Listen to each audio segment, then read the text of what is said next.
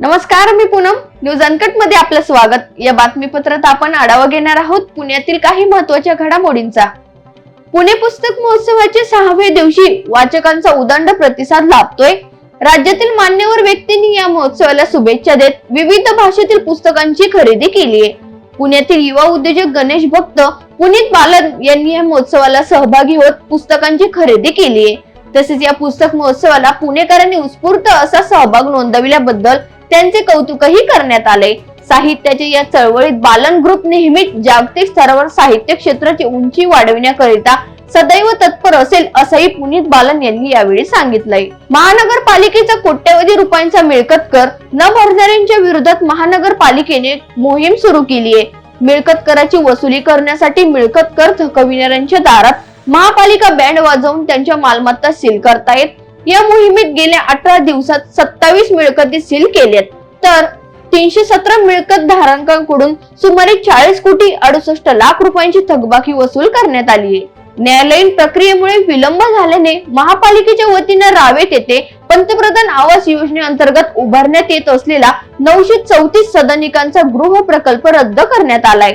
आता नव्याने हा प्रकल्प राबवण्यात येणार असून या प्रकल्पांचा पंतप्रधान आवास योजनेच्या दुसऱ्या टप्प्यात समावेश करण्याची मागणी महापालिकेने म्हाडाकडे केली आहे. त्यामुळे सदनिकेचे दर दुपटीपेक्षा अधिक होणार असल्याने निश्चित झालेले 934 लाभार्थ्यांचे काम करायचे असा प्रश्न निर्माण झालाय. पुण्यात घराच्या विक्रीत कोरोना संकटानंतर सातत्याने वाढ होतीये. मोठ्या घरांना दिवसेंदिवस मागणी वाढत असल्याने विकासकांकडून अशा प्रकल्पांना प्राधान्य दिले जात असून त्यामुळे घरांच्या एकूण विक्रीत मोठ्या घरांचा वाटा वाढत असून परवडणाऱ्या घरांचा वाटा कमी होतोय. गेल्या वर्षीच्या तुलनेत नोव्हेंबर मध्ये एकूण विक्रीत परवडणाऱ्या घरांचे प्रमाण 3% कमी झाले.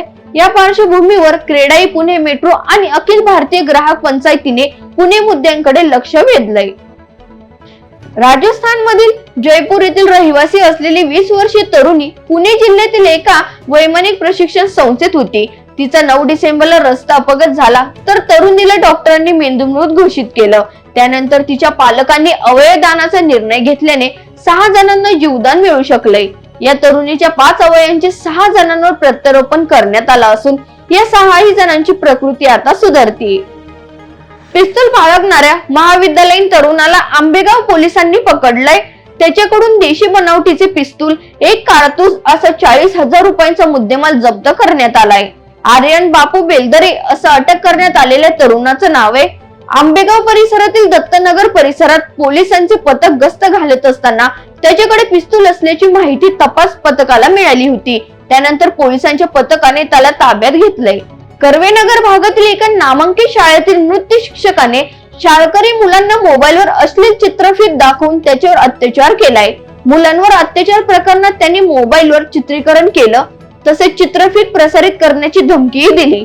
शाळकरी मुलांवर नृत्य शिक्षकाने अत्याचार केल्याप्रकरणी दाखल गुन्ह्यात पोलिसांनी संस्था चालकाला गुरुवारी अटक केली आहे. तसेच पोलिसांनी नृत्य शिक्षक विरुद्ध वारजे माळवाडी पोलीस ठाण्यात अत्याचार प्रकरणात 2 स्वतंत्र गुन्हे दाखल करण्यात आलेत.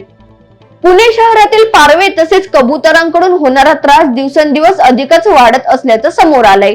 नागरिकांनी पारव्यांना धान्य टाकू नये असे आवाहन महापालिकेने केलेले असतानाही त्यांच्याकडे सर्रासपणे दुर्लक्ष केले जात असून महापालिकेच्या आदेशाला केराची टोपली दाखविणाऱ्यांकडून महापालिकेने 28,000 रुपयांचा दंड वसूल केलाय. शहरातील विविध भागांतून 38 प्रकरणांमध्ये हा दंड वसूल करण्यात आलाय. वेळ झाली पुणे कनेक्ट मध्ये इथे थांबण्याची. पाहत राहा न्यूज अनकट.